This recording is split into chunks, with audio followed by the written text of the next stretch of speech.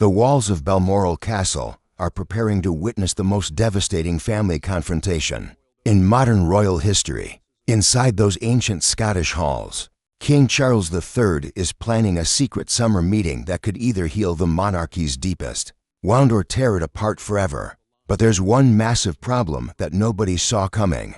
Prince William, the future king, has just declared war on his own father's plans. What the palace hoped would remain confidential has exploded into the open, and the implications are absolutely staggering. This isn't just another royal drama. This is a father being forced to choose between his two sons, between his legacy and his conscience, between duty and love. And according to multiple palace insiders who spoke to the Times this week, King Charles is running out of time to make this impossible decision. The clock is ticking, his health concerns are mounting, and the future of the British monarchy hangs in the balance. Welcome back to Royals Truth Network, where we never shy away from the truth, no matter how uncomfortable it makes the palace. I'm absolutely stunned by what we've uncovered today, and trust me, you're going to want to hear every single detail of this investigation. If you're not already subscribed, hit that button right now, because we're the only channel bringing you this level of insider access and fearless reporting on the royal family. Today, we're diving deep into the secret reconciliation plan that King Charles has been developing behind closed doors, and why Prince William is so furious that he's threatening to undermine his own father's authority. This story has everything: family betrayal, power struggles, health scares, massive financial implications, and a ticking clock that's making everyone at Buckingham Palace panic. We're going to examine exactly what Charles is planning, why William sees this as an existential threat, how Queen Camilla is quietly influencing events from the shadows, and what all of this means for Prince Harry and Meghan Markle sitting across the ocean in Montecito, California. I'll be sharing exclusive details from multiple sources, including royal correspondents, palace staff, and individuals close to both princes. So grab your tea, settle in, because this is going to be one of the most explosive investigations we've ever conducted. According to 3 separate sources who spoke to the Telegraph under condition of anonymity, King Charles has been quietly reaching out through intermediaries to Prince Harry since early January 2026. These aren't casual phone calls or brief text messages. We're talking about serious, substantive discussions about the terms under which Harry might return to the royal fold, at least partially. The Times reported just last week that Charles has specifically requested that Balmoral Castle be prepared for an extended family gathering this coming August, and the guest list is causing absolute chaos among senior royals. Here's what makes this so urgent and so controversial. Charles's health situation has deteriorated more significantly than the palace has publicly acknowledged. Multiple sources close to the king have confirmed that his cancer treatment throughout 2025, while officially described as successful, has left him deeply aware of his own mortality. One insider told Page 6, His Majesty knows he doesn't have decades left. He's thinking in terms of years now, maybe even months in the worst-case scenario. He's desperate to heal this rift before it's too late. This revelation completely changes the context of everything that's happening. Charles isn't just trying to be a peacemaker or rehabilitate Harry's image. He's a father who fears he might die without reconciling with his youngest son. According to royal expert Richard Fitzwilliams, who has covered the monarchy for over 30 years, Charles has always been deeply affected by his own complicated relationship with Prince Philip. The king doesn't want to repeat history, Fitzwilliams told the Daily Mail this week. He watched his parents maintain stiff upper lips at the cost of genuine emotional connection, and he's determined not to make the same mistake with Harry, even if it costs him politically within the family. But here's where the situation becomes impossibly complex. Prince William has made his position crystal clear, and according to every source we've consulted, he is absolutely immovable. William views any reconciliation with Harry as a fundamental betrayal of Princess Kate, of the institution itself, and of the future monarchy that he will soon inherit. The Sun published a bombshell report 3 days ago claiming that William explicitly told his father, during a private meeting at Windsor Castle in late January, if Harry returns to royal duties, in any capacity, You're setting a precedent that will destroy everything we've worked to rebuild. Think about what that statement really means. William isn't just expressing disappointment or concern. He's essentially threatening his own father, warning him that rehabilitating Harry will have severe consequences for the monarchy's credibility and stability. Sources close to William have explained his reasoning in extensive detail. And honestly, when you hear his perspective, you can understand his fury even if you don't agree with it. From William's point of view, Harry and Meghan spent years publicly trashing the royal family. They sat down with Oprah Winfrey and made allegations of racism that damaged the monarchy's reputation globally. They signed massive deals with Netflix and produced documentary content that many viewed as exploitative and one-sided. Harry's memoir, Spare, published in early 2023, contained deeply personal revelations that William considered unforgivable betrayals of family privacy. Most significantly, William watched his wife Catherine endure vicious speculation and stress during her own health challenges in 2024. Speculation that he partly blames on the media circus that Harry and Meghan helped create. With their constant controversial statements and appearances, William has confided to close friends, according to The Times, that he sees his brother as someone who chose celebrity over duty, money over service, and California comfort over British responsibility. One particularly telling quote that leaked from royal circles: William believes that if you walk away from the monarchy, you don't get to walk back in when it becomes convenient or financially advantageous. And here's the thing that makes William's position even more complicated. He's not wrong to be concerned about public perception. Recent polling conducted by YouGov in the United Kingdom shows that, while King Charles enjoys reasonable approval ratings, any move to bring Harry back into official royal duties would be deeply unpopular with British voters. Approximately 64% of UK respondents said they would view such a move negatively, with many commenting that it would appear to reward bad behavior and undermine the concept of royal duty and loyalty. Now let's talk about Queen Camilla's role in all of this, because it's far more significant than most people realize. Camilla has been extraordinarily careful to stay publicly neutral, but multiple palace sources have confirmed to the Daily Mail that privately, she's been counseling Charles against reconciliation. Her reasoning is partly personal. Harry's memoir contained unflattering descriptions of Camilla, and she reportedly feels deeply hurt by how she was portrayed. But her concerns are also strategic. Camilla apparently believes that William represents the future of the monarchy, and that Charles cannot afford to alienate his heir by forcing through a reconciliation that William fundamentally opposes. One source described a tense conversation at Clarence House in which Camilla allegedly told Charles, "You're thinking with your heart as a father, but you need to think with your head as a king. Let me ask you something, and I really want you to drop your honest thoughts in the comments. Is Camilla being practical and protective of the monarchy's future, or is she overstepping by interfering in a father's relationship with his son?" There's no easy answer here, and I genuinely want to hear different perspectives from this community. Meanwhile, across the Atlantic in Montecito, California, Harry and Meghan are watching these developments with enormous interest and, according to sources close to them, increasing hope. People magazine reported last week that Harry has told friends he's never stopped wanting a relationship with his father and that he deeply regrets how things deteriorated. But here's the critical question: what exactly are Harry and Meghan willing to offer in return for reconciliation?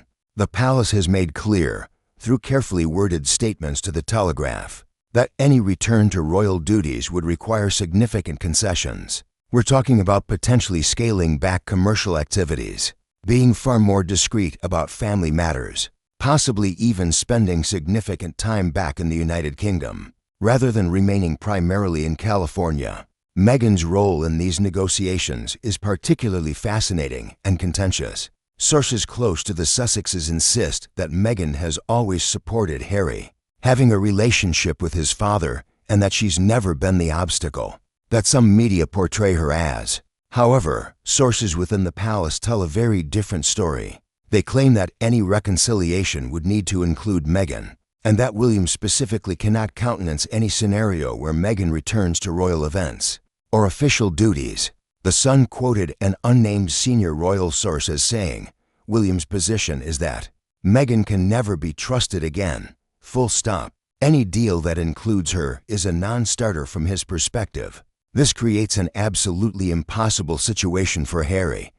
How can he reconcile with Princess Anne and Prince Edward, King Charles's siblings, have reportedly urged him to proceed cautiously with any reconciliation plans, and in particular, known for her no-nonsense approach and strong work ethic, has apparently expressed concerns about the message that quickly forgiving Harry would send to other working royals who have loyally served for decades, without complaint or commercial exploitation.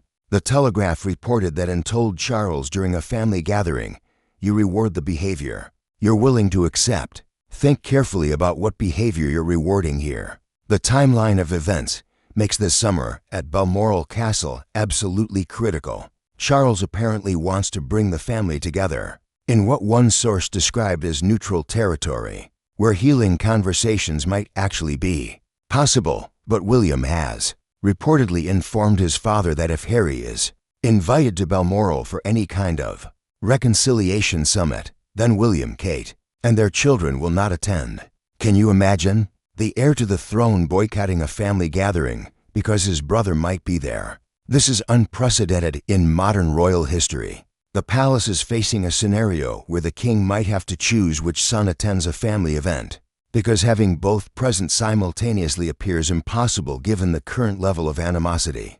Public opinion on both sides of the Atlantic is fascinatingly divided on this issue. In the United Kingdom, as I mentioned earlier, the majority view is skeptical of reconciliation. British commentators frequently note that Harry chose to leave, chose to write a tell-all book, chose to participate in documentary projects that many Brits found disrespectful to Queen Elizabeth in her final years. But in the United States, polling shows much more sympathy for Harry and Meghan, with many Americans viewing them as victims of an antiquated and oppressive system, as individuals who prioritized mental health and authenticity over rigid tradition. This transatlantic divide in perception makes the situation even more complex, because the palace is trying to manage public opinion in multiple countries, with very different cultural attitudes toward monarchy, family, and celebrity. Previous reconciliation attempts have all failed spectacularly, which doesn't bode well for this latest effort. When Prince Philip died in April 2021, there was hope that shared grief might bring William and Harry together. They walked side by side at the funeral, and there were reports of conversations afterward. But nothing substantial changed. When Queen Elizabeth II died in September 2022, there was again hope that the magnitude of losing the family matriarch might create space for healing. Harry rushed back to London, and there were brief moments of apparent civility between the brothers. But within weeks, they were back to not speaking. Harry's memoir, published just months later, destroyed whatever small progress might have been made. So why would this time be any different? What's changed? What's changed, according to everyone we've spoken to, is King Charles's acute awareness of his own mortality and his limited time remaining to heal this wound.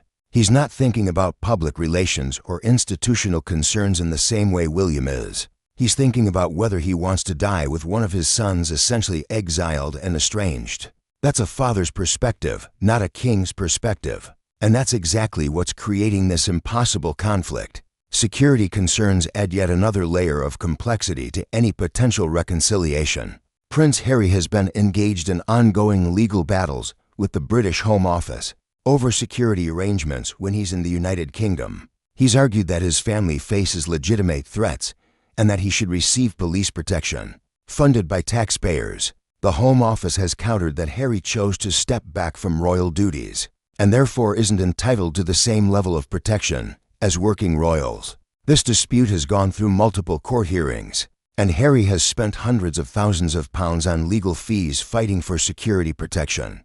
If Harry were to return to any kind of official role, even a limited one, the security question would need to be definitively resolved. And here's the politically sensitive part. British taxpayers are not enthusiastic about funding security for someone who left the country, publicly criticized British institutions, and now lives in luxury in California.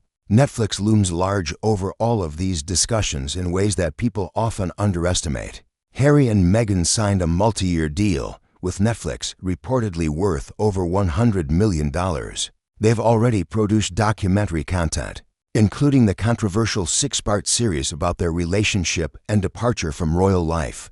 But according to Variety and other entertainment industry sources, Netflix is eager for more royal content, and there's apparently tension over what Harry and Meghan are contractually obligated to deliver. Any reconciliation with the palace would almost certainly require Harry to be far more discreet about family matters, which could put him in breach of his Netflix commitments, or at least make it impossible to fulfill them in the way Netflix expects. You can't be a working royal, or even a part-time royal, while simultaneously producing content that monetizes royal access and family drama. The two roles are fundamentally incompatible. Royal experts have pointed to historical precedents that might offer some guidance, but honestly, the historical comparisons aren't encouraging. King Edward VIII's abdication in 1936 to Mary Wallace Simpson created a permanent rift. Edward, subsequently the Duke of Windsor, lived in exile in France and was never truly welcomed back into the royal fold. His relationship with his brother, King George VI, remains strained until death. The fear among palace advisors is that Harry might be heading toward a similar fate, a life of comfortable exile, but permanent estrangement from the institution and family he was born into. Prince Andrew's situation offers another cautionary tale. After his catastrophic interview about his relationship with Jeffrey Epstein, Andrew was essentially forced into royal retirement. But Andrew at least still lives in the United Kingdom, still has access to family, still attends some private family events. Harry is geographically separated by an entire ocean, which makes casual relationship repair essentially impossible. And now, the moment you've been waiting for, the revelation that changes everything. According to a highly placed source who spoke to the Times under condition of absolute anonymity, King Charles has made a decision. Despite Prince William's objections, despite Queen Camilla's concerns, despite the public relations nightmare it might create, Charles is moving forward with the Balmoral Summit. He's extending an invitation to Prince Harry to spend 2 weeks at Balmoral Castle this August. Without Meghan initially, just father and son. The terms are simple: no media, no recording devices, no subsequent public statements about what's discussed. Just 2 weeks for a father and son to talk, to try to understand each other, to see if there's any path forward. William has been informed of this decision, and according to sources, his reaction was volcanic. He reportedly told his father that this was the biggest mistake of your reign, and that you're choosing the son who betrayed us over the son who stood beside you through everything. But here's the twist that nobody saw coming. Charles has also invited William to come to Balmoral during that same period, not to participate in talks with Harry, but to talk separately with his father about the succession, about William's role, about genuinely sharing power as Charles ages and health challenges mount. It's a chess move, a way of showing William that choosing to talk with Harry doesn't mean abandoning William or diminishing his importance. But will it work? Sources close to William say he's considering his options, which is palace speak for being deeply conflicted. Kate has reportedly advised him to go to Balmoral, to make sure his voice is heard and his concerns are taken seriously, even if he refuses to be in the same room as Harry. So where does this leave us? We have a father desperate to reconcile with his estranged son before time runs out.